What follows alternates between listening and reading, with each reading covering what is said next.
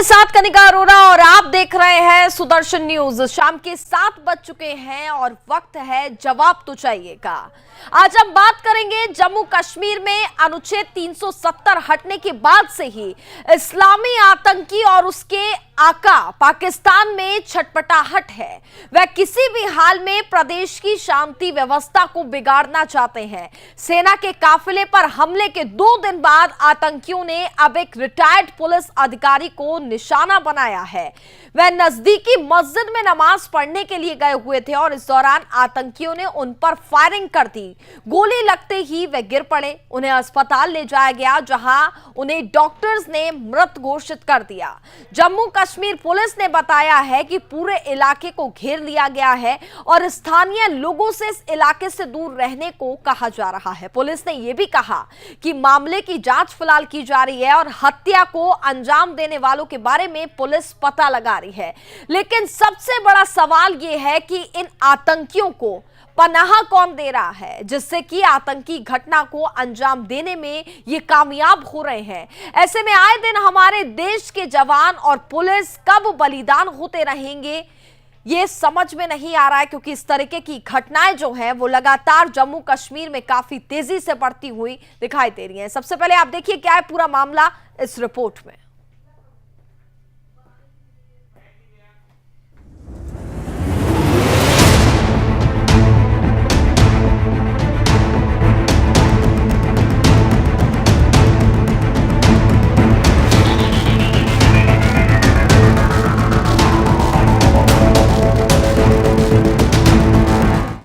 जम्मू कश्मीर में अनुच्छेद 370 हटने के बाद से ही इस्लामी आतंकियों और उनके आका पाकिस्तान में छटपटाहट है। वे किसी भी हाल में प्रदेश की शांति व्यवस्था को बिगाड़ना चाहते हैं। सेना के काफिले पर हमले के 2 दिन बाद आतंकियों ने अब एक रिटायर्ड पुलिस अधिकारी को निशाना बनाया है। वे नजदीकी मस्जिद में नमाज पढ़ने के लिए गए हुए थे। मामला बारामूला के घाटमूला शीरी इलाके का है। कहा जा रहा है कि मोहम्मद शफी मीर नाम के रिटायर वरिष्ठ पुलिस अधीक्षक मस्जिद में नमाज पढ़ रहे थे। इस दौरान आतंकियों ने उन पर फायरिंग कर दी। गोली लगते ही वे गिर पड़े। उन्हें अस्पताल ले जाया गया, जहां उन्हें डॉक्टरों ने मृत घोषित कर दिया। जम्मू कश्मीर पुलिस ने बताया है कि पूरे इलाके को घेर लिया गया है और स्थानीय लोगों को इस इलाके से दूर रहने के लिए कहा गया है। पुलिस ने यह भी कहा कि मामले की जांच की जा रही है और हत्या को अंजाम देने वालों के बारे में पता लगा रही है। सुरक्षा एजेंसियों को पता चला है कि हत्या को अंजाम देने के बाद आतंकी बाज जंगल में छिपे हुए हैं। आतंकियों ने ऐसे समय में हमला किया है जब पुंछ में सेना आतंकियों के खिलाफ सर्च ऑपरेशन चला रही है। जम्मू कश्मीर के पुंछ जिले में गुरुवार को हथियारों से लैस आतंकवादियों ने सेना के 2 वाहनों पर घात लगाकर हमला कर दिया था। इस हमले में 4 सैनिक बलिदान हो गए थे। इस इलाके में घने जंगल हैं, जिसका फायदा आतंकी उठाते हैं और छिपकर यानी घात लगाकर वार करते हैं। Bureau report, Sudarshan news.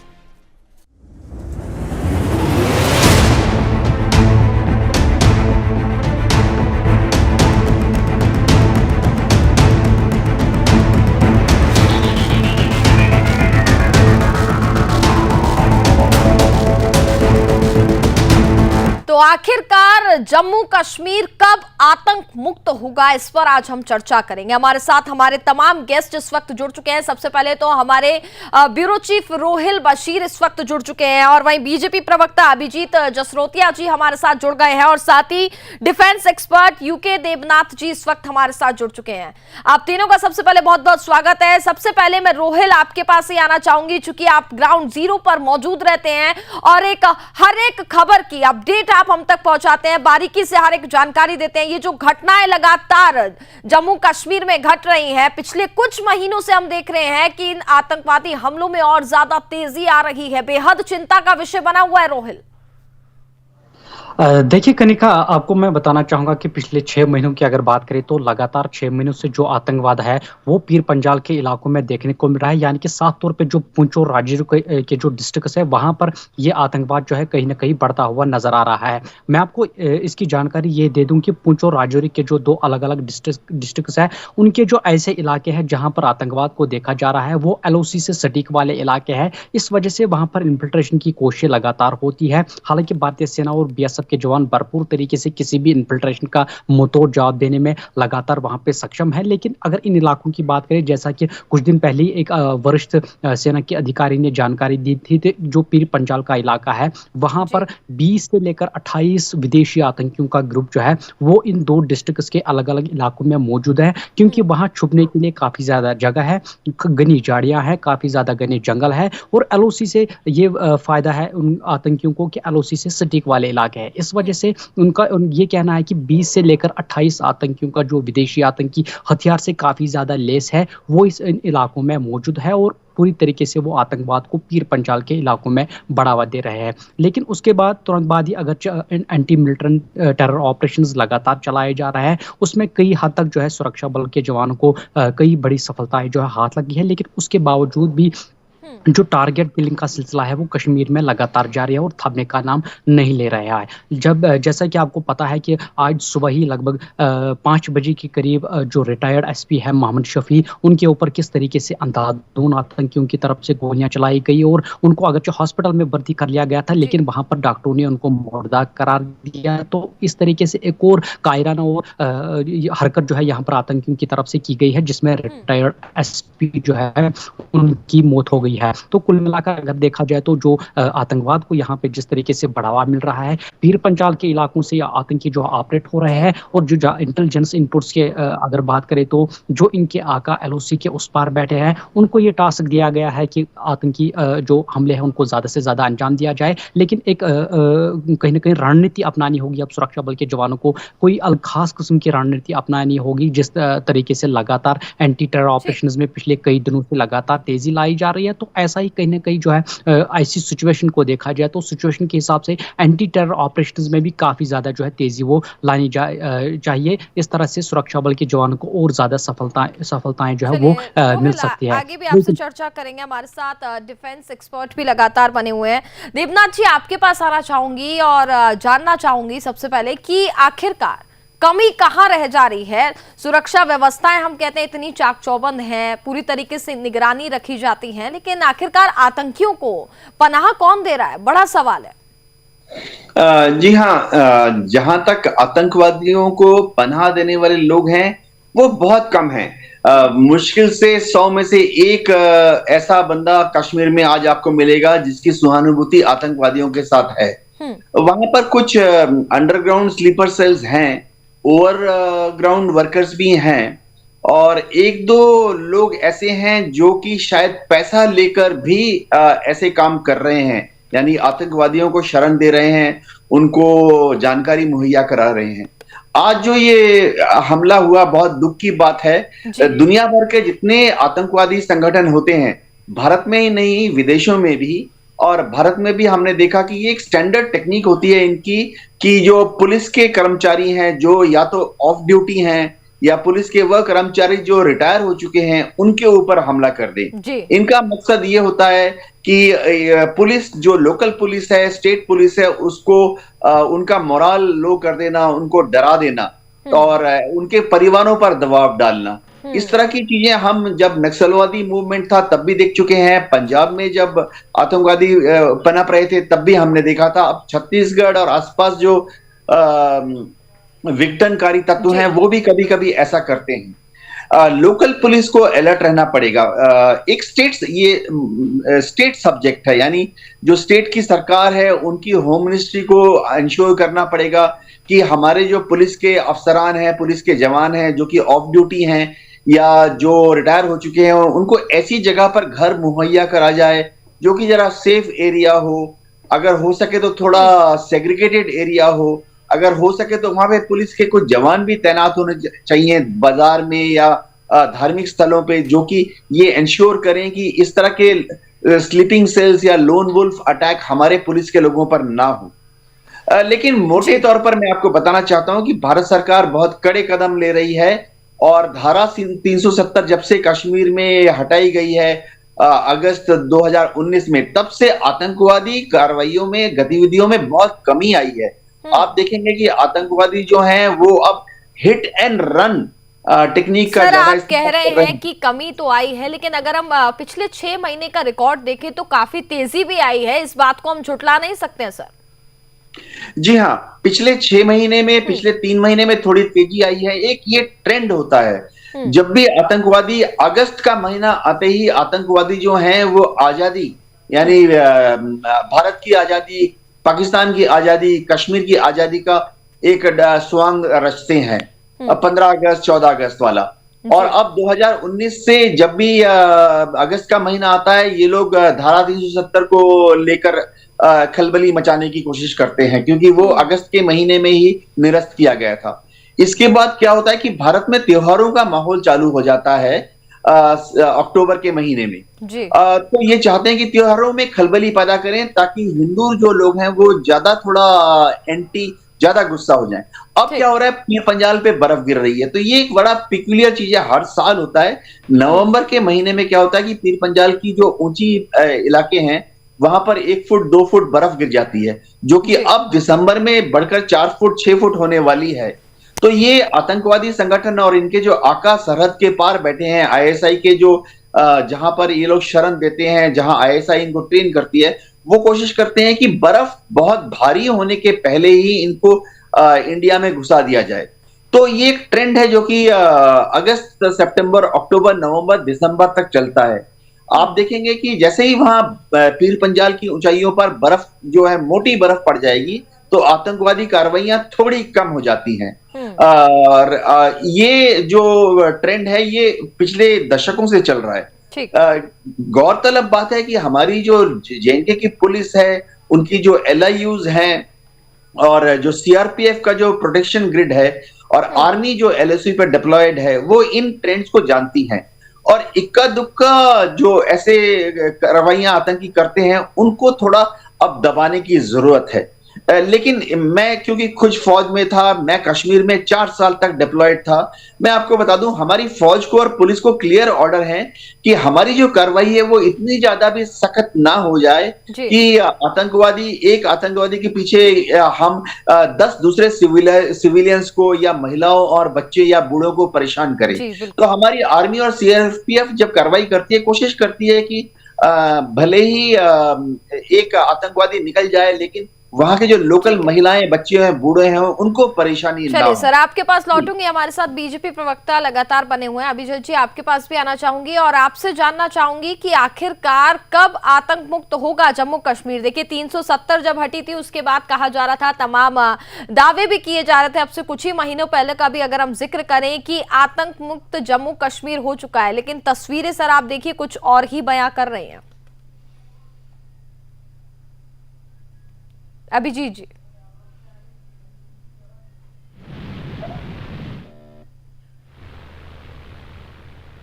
Abhijit जी, आप मुझे सुन पा रहे हैं?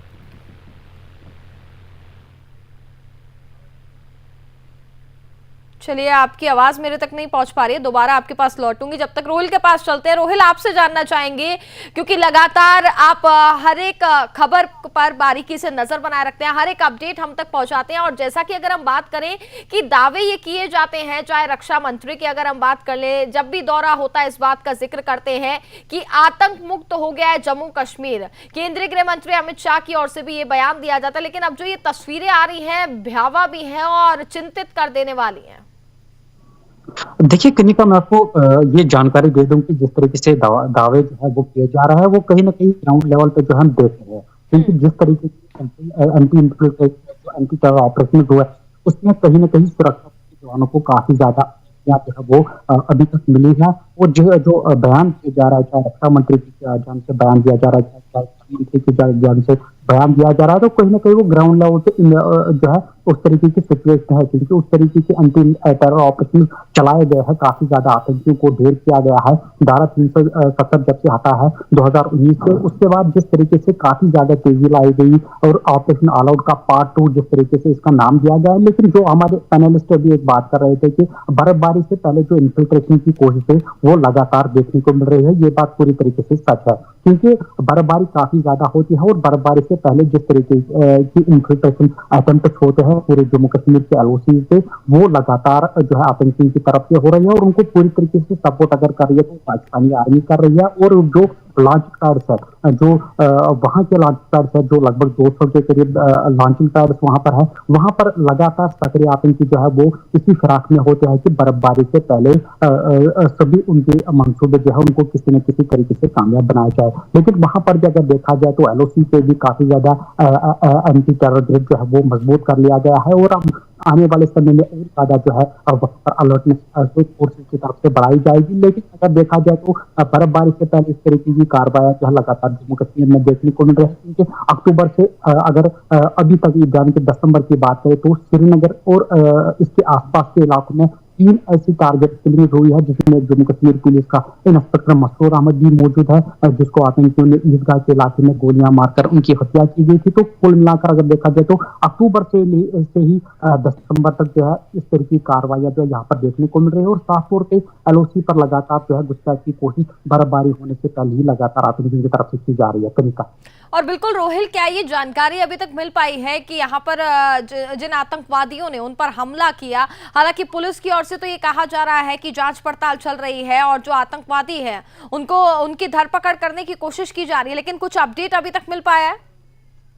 देखिए, बारामूला के घंटामुला क्षेत्र में जिस तरीके से रिटायर्ड एसपी पर जो है अंधाधुंध गोलियां चलाई और उसके बाद एक टीम का एसआईटी का गठन किया गया है और पूरी तरीके से इस की जांच जो है लगातार जम्मू कश्मीर पुलिस के ऑफिसर जो है वो कर रहे हैं और पूरी तरह से इस बात की जानकारी जो है ये जुटा रहे हैं कि किस तरीके से वहां पर आतंकी आए, क्या उनकी संख्या थी, किस आतंकी संगठन के से जुड़े हुए थे। तो ये सभी मामले जो अभी जांच का विषय है और पूरी तरीके से इस पे एसआईटी भी बिठाई गई है जो इस केस को पूरी तरीके से इन्वेस्टिगेट कर रही है और सुबह से ही लगातार पुलिस की जानिब से इन्वेस्टिगेशन लगातार जारी है। हालांकि अभी तक किसी भी आतंकी संगठन ने इस हमले की जिम्मेदारी कबूल नहीं की है। हालांकि अगर देखा जाए तो जिस तरीके से एलईटी और इसकी ऑफशूट जो आतंकी संगठन टीआरएफ है, हो सकता है कि उनकी जानिब से इस हमले को, इस कायराना हरकत को अंजाम दिया गया है। लेकिन जम्मू कश्मीर पुलिस की जो जांच है, जो जांच टीम है, वो इस वक्त जांच में जुटी हुई है और आने वाले समय में सभी उन लोगों का पर्दाफाश किया जाएगा जो इस हमले के पीछे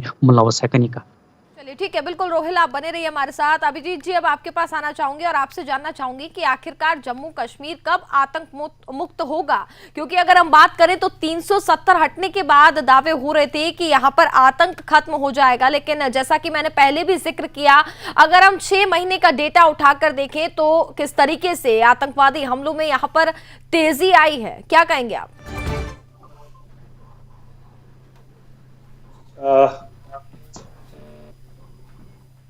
जी, आप सुन पा रहे हैं मुझे? जी।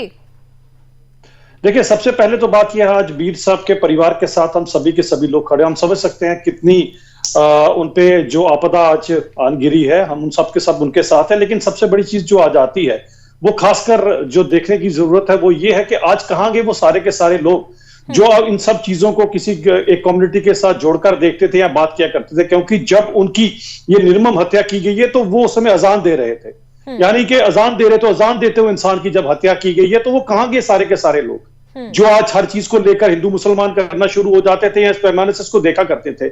आज जो कत्ल किया गया, इंसानियत का कत्ल किया है यहाँ पर। और खासकर मैं पूछना चाहता हूं महबूबा मुफ्ती और सबके सब लोगों से जिनके मुंह से एक भी लफ्ज पाकिस्तान के अगेंस्ट नहीं निकलता, आज उनमें से एक भी इंसान खड़ा नहीं हुआ इन सब चीजों के लिए, इनको कंडेम करने के लिए। और खासकर वो कहां पर गया जो फतवा गेम हर छोटी छोटी चीज के ऊपर फतवा इशू कर दिया करता था, आज उनमें से भी कोई नजर नहीं आ रहा। आज कितना बड़ा एक निर्मम हत्या जो की गई है, इंसानियत का कत्ल किया गया। आप देखिए, जब कोई इंसान नमाज पढ़ रहा होता है हम उसके आगे से निकल कर नहीं जाते कि ये इबादत कर रहा है, लेकिन एक इंसान की अजान देते हुए हत्या कर दी गई, तो क्या इन सब लोगों का फर्ज नहीं बनता था कि सबके सब एक सुर में इसके खिलाफ खड़े होते, उस पाकिस्तान, उस नापाक मुल्क के खिलाफ खड़े होते? लेकिन आज इनमें से आपको कोई भी नजर नहीं आएगा। क्यों? क्योंकि इनमें कोई सियासी फायदा आज नजर नहीं आता। आज पूरे हिंदुस्तान में भी मुझे नजर नहीं आया कहीं से कोई जो बड़े छोटे भाई का पजामा और बड़े भाई का कुर्ता डाल के घूमता रहता है, क्या उसने भी आज कोई बात नहीं की इसके लिए? वो तो अपने को खैरख्वाह समझते हैं मुसलमानों का, आज भी उन्होंने कोई बात नहीं की। कितनी बड़ी ये षड्यंत्र के चलते एक निर्मम हत्या की गई एक इंसान की, एक रिटायर्ड ऑफिसर की, जिससे आज 10-12 साल हो गए रिटायर हुए। उसके लिए आज किसी की तरफ से एक भी लफ्ज नहीं आ रहा है। यह आज इंसानियत का कत्ल है और इस नापाक मुल्क के खिलाफ सबको इकट्ठे होकर खड़े होने की जरूरत है। लेकिन आपको इनमें से कोई भी, ना मुफ्तीज में से, ना अब्दुल्ला में से कोई भी इन चीज के लिए पाकिस्तान का नाम लेता नजर नहीं आएगा। ये दुर्भाग्य है इस देश का। बिल्कुल, देखिए राजनीति करने के लिए तो हर कोई आगे है, लेकिन अगर हम बात करें तो क्या आपको नहीं लगता कि जम्मू कश्मीर में, जैसा कि अब से कुछ दिन पहले भी इस बात का जिक्र हो रहा है, सुप्रीम कोर्ट की ओर से भी कहा गया कि जल्द ही जम्मू कश्मीर में चुनाव भी होने चाहिए, एक सरकार का चयन होना चाहिए, बहुत जरूरी है सर? जी बिल्कुल कनिका जी, सरकार का चयन होना बिल्कुल जरूरी है, लेकिन आप षड्यंत्र समझिए। षड्यंत्र कुछ इस तरह का है कि जिस तरह से कश्मीर के हालात आज सुधर चुके हैं, कश्मीर में 2.5 करोड़ से ऊपर टूरिस्ट आ चुके हैं, आज कश्मीर में G20 हो रहा है, तो पाकिस्तान जो ऑपरेशन टोपैक के फेलियर के बाद अब नया ऑपरेशन उन्होंने ये शिफ्ट कर दिया है राजौरी पुंछ की तरफ। राजौरी पुंछ का जो इलाका है ये पाकिस्तान से सटा हुआ इलाका, और इसमें जो LOC है उसमें तकरीबन जंगल है। यहां पर ये कब वारदात करके उधर चले जाते हैं और इधर आ जाते हैं, ये एक मुश्किल आज सिक्योरिटी एजेंसीज को फेस करना पड़ रही है। लेकिन कश्मीर में जिस तरह से हालात सुधर गए हैं, इसके कारण सभी का सभी मोडस ऑफ ऑपरेंडी अब उन्होंने राजौरी पुंछ को बना लिया। लेकिन हमारी सिक्योरिटी फोर्सेस फिर भी अपने प्राणों की आहुति देकर भी हम लोगों की रक्षा कर रही हैं। लेकिन ये जो समय है, इस समय सभी के सभी लोगों को साथ इकट्ठे खड़ा होना है। इस समय हमारे को इस चीज को लेकर आगे बढ़ना है कि किस तरह से हम इस नापाक मुल्क के षड्यंत्रों को पूरी दुनिया के सामने एक्सपोज कर सके। लेकिन दुर्भाग्य है, अगर आज आप देखेंगे जम्मू में आज एक प्रेस कॉन्फ्रेंस हुई जिसमें फारूक साहब एक बड़े ही गैर जिम्मेदाराना बयान देते हैं, और उन बयानों में वो ये कहते हैं अगर इनमें से एक भी टूरिस्ट, ये जो वो कहते हैं कि भारतीय जनता पार्टी जो टूरिज्म को लेकर इतनी बड़ी बड़ी अपनी बढ़ाई कर रही है, इसमें से अगर एक भी टूरिस्ट को कल मार दिया गया तो ये सभी के सभी टूरिस्ट यहां से चले जाएं। इतने बड़े एक नेता जिनको कितने साल हो गए सियासत के अंदर, कितना गैर जिम्मेदाराना बयान देते हैं। क्या ये चेतावनी है या ये सुझाव है? जिस तरह से टूरिस्ट के ऊपर बात की गई है, और उन्हें पता होना चाहिए टूरिज्म के कारण है पिछले 4-5 सालों में कि 20-25 साल से जो टूरिज्म इंडस्ट्री में कश्मीर के लोग जो प्रॉब्लम फेस कर रहे हैं, वहां के लोग आज जानते हैं, टूरिज्म इंडस्ट्री वाले जानते हैं कि उन्होंने खुद कहा कि 20 सालों में पहली बार हमने गवर्नमेंट का लोन वापस किया है, 20 साल में पहली बार हम नए होटल्स बना रहे हैं। टूरिज्म तो बैकबोन है कश्मीर के अंदर, लेकिन इतने बड़े नेता जब इस तरह के गैर जिम्मेदाराना बयान देते हैं तो बड़ा दुख होता है। ये क्या थी? ये सजेशन थी, चेतावनी थी, या क्या थी? मुझे समझ नहीं आया। लेकिन इन सब नेताओं को कम से कम इस तरह से बयान देने से परहेज करना चाहिए।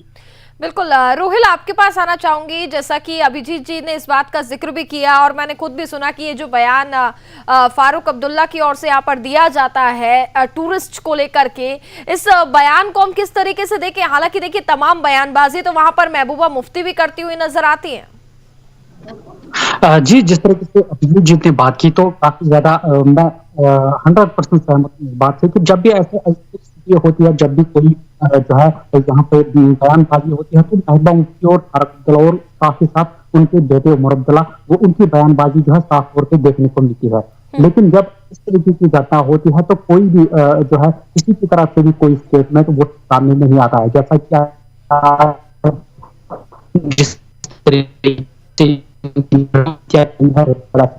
मोहम्मद शफी क्या की गई तरफ से भी, चाहे की बात करें, चाहे PDP की बात करें, चाहे किसी और अन्य पार्टी की बात करें, तो किसी नेता की तरफ से कोई भी जो है इस पर स्टेटमेंट नहीं आया है, इस पर कोई भी जो है किसी किस्म का बयान वो नहीं देखने को मिल रहा है। लेकिन जिस तरीके से अगर कोई और स्थिति होती है, कोई बयान दिया जाता है गृह मंत्री या किसी मंत्री की जानिब से, तो उसको लगातार जो है ये राजनीतिक नेता जो है उसको काउंटर करते हैं और लगातार बयानबाजी यहाँ पे शुरू करते हैं, खासतौर पर बात करें महबूबा मुफ्ती की। लेकिन जिस तरीके से निर्मम हत्या की गई है उसके बाद किसी की तरफ से भी कोई स्टेटमेंट, किसी पार्टी की तरफ से भी कोई भी स्टेटमेंट जो है वो देखने को नहीं मिला है। मैं पूरी तरीके से सहमत हूँ जी के इस बात को लेकर। जी कनिका।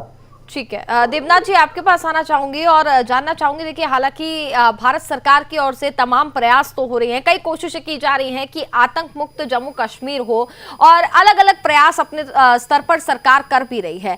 लेकिन सबसे बड़ा सवाल यही है कि आखिरकार कब तक देश का जवान और पुलिस बलिदान होते रहेंगे? आपका सवाल जो है, मैं जवाब इस तरह से देना चाहूंगा कि इसका कार्रवाई भारत सरकार दो लेवल पे कर रही है। एक तो आर्मी, बीएसएफ और जो जेएनके की पुलिस है वो कोशिश कर रही है कि इन आतंकवादियों की धरपकड़ हो सके, और जो आतंकवादियों के सपोर्टर्स हैं उनको भी आस्ते आस्ते कोने में ले जाकर उनको भी दरकिनार। लेकिन बहुत बड़ी जो कार्रवाई हो रही है वो दर्शकों को मैं बता दूं, वो ये है कि ये आतंकवादी कार्रवाइयां तभी कम होंगी या खत्म होगी जब जेएनके का आम आदमी जो है अपने को भारत का नागरिक समझेगा। इसके लिए भारत सरकार और जेएनके की सरकार, और जेएनके में अभी तो लेफ्टिनेंट गवर्नर हैं, वो भी बहुत कोशिश कर रहे हैं। अलग अलग तरह की सोशल प्रोजेक्ट्स चालू किए गए हैं। स्कूल्स, कॉलेजेस में बच्चों को एनकरेज किया जा रहा है कि वो हायर स्टडीज के लिए कोशिश करें। रोजगार के अलग अलग तरीके पैदा किए जा रहे हैं। बच्चों को एनकरेज किया जा रहा है कि वो बाकी हिंदुस्तान के दूसरे हिस्सों में जाएं, पुणे जाएं, बेंगलोर जाएं, बॉम्बे, दिल्ली जाएं, वहां पर पढ़ाई लिखाई करें, आईआईटी ज्वाइन करें, आईआईएम ज्वाइन करें। विलेज लेवल पर जो ग्राम पंचायत हैं उनको बहुत ज्यादा फंडिंग दी जा रही है ताकि वो गांव में जो उन्नति है उसको, गांव के लोगों का जो स्टैंडर्ड ऑफ लिविंग है उसको बेहतर कर सके। सड़कें बनाई जा रही हैं, मोबाइल टावर्स लगाए जा रहे हैं, स्कूल खोले जा रहे हैं, दूर दराज के गांव में भी छोटे छोटे अस्पताल खोले जा रहे हैं। यही एक तरीका है जिससे कि भारत और जेएनके के लोग दिल और दिमाग के साथ एक साथ मिलकर आगे बढ़ने वाले हैं। ऐसा जल्दी ही होने वाला है।